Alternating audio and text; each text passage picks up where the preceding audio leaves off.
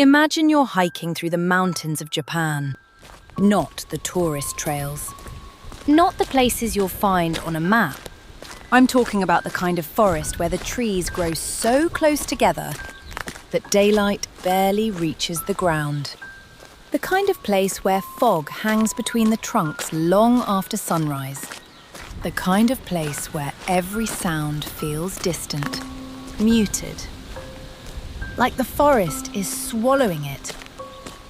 You've been walking for hours. No phone signal. No other hikers. No roads. Nothing. Then, through the trees, you see a gate. Old. Weathered. Half hidden beneath vines. And beyond it, a mansion. At first, you think you've stumbled across an abandoned estate. Then you notice something strange. There are ropes hanging everywhere. From the gate. From the trees. From the windows. And suddenly, a thought enters your head. A thought you can't explain. A thought that feels like it was waiting for you. Leave. Now. Years later, thousands of people would swear this place exists. Some claim they've seen it. Others claim they've dreamed about it. A few even claim they've heard a girl's voice calling from inside. Tonight, we are going to talk about Himuro Mansion. Welcome to the podcast You Can't Unhear. In 2001, a horror game was released in Japan. Its name was Zero. Outside Japan, it would become known as Fatal Frame, a game that many people still consider one of the scariest horror games ever made. But what made Fatal Frame different wasn't just the ghosts, or the atmosphere, or the camera used as a weapon. It was 5 words. 5 simple words printed on the cover, based on a true story. And those 5 words changed everything.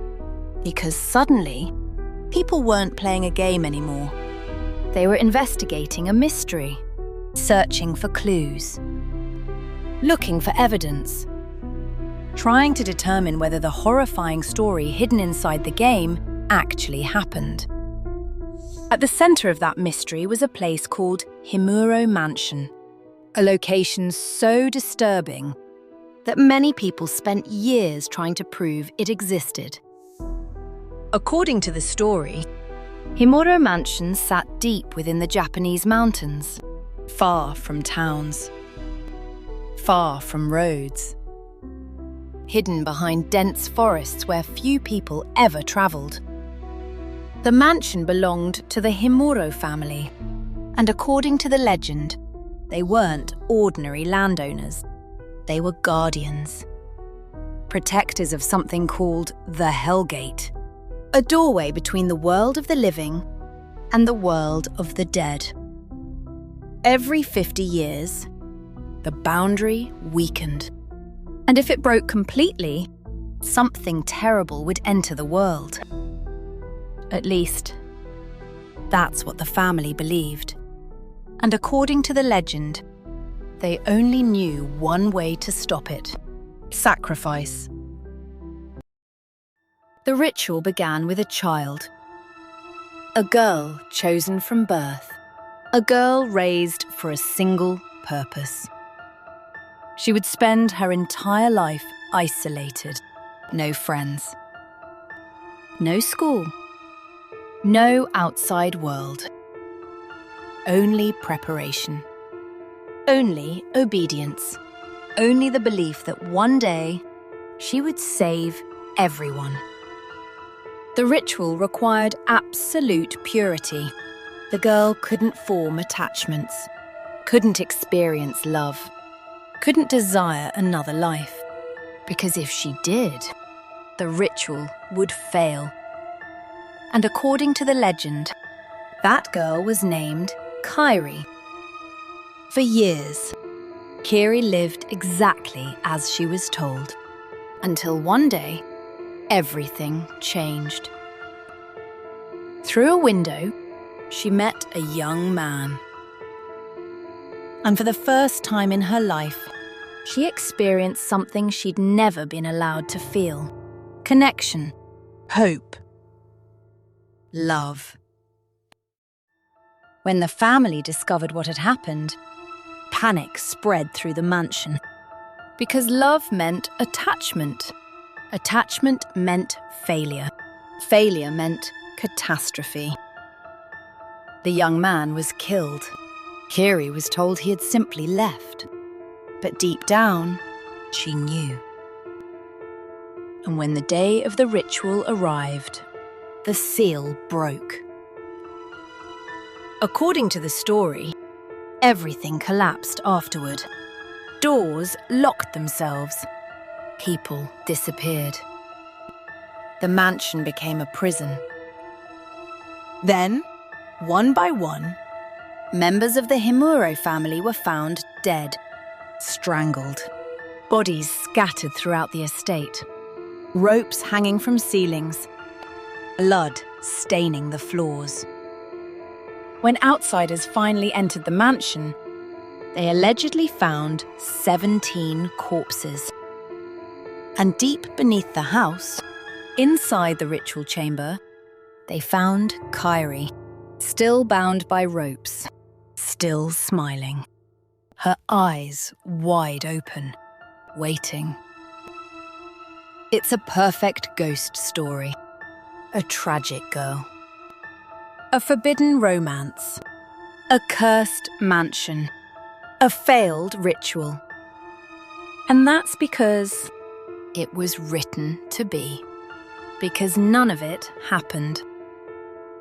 Everything you've heard so far, the mansion, the family, the Hellgate, the ritual, Kiri, all of it was fictional. Created for Fatal Frame, or at least, supposed to be. The developers never claimed Himuro Mansion existed. Not really. The based on a true story tagline appeared only in the North American release. A marketing decision. Inspired by films like The Blair Witch Project. A way of blurring the line between reality and fiction. And to be fair, it worked better than anyone expected, because people wanted it to be real. The strangest part is what happened next. People started reporting sightings, dreams, experiences, stories. In 2008, someone claimed to have discovered Himuro Mansion while hiking. They posted photographs online, then disappeared from the forum. Years later, a woman contacted a paranormal investigator. She described recurring dreams, a traditional Japanese mansion, ropes hanging everywhere, a smiling girl asking for help. The disturbing part? She claimed she'd never heard of Fatal Frame, never heard of Himuro Mansion. Yet her descriptions matched the story almost perfectly. And she wasn't the only one.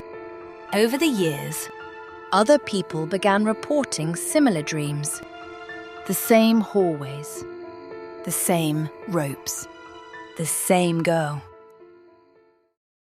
Despite the fact that this is supposed to be fiction, yet millions of people can picture it, walk through it, describe it, dream about it, almost as if a fictional place had somehow escaped its own story.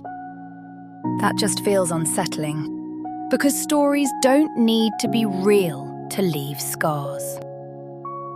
Maybe that's why the legend survived, because beneath all the ghosts, beneath all the curses, beneath all the supernatural horror, there's something painfully human. A girl raised her entire life for a destiny she never chose. A family willing to justify cruelty in the name of protection.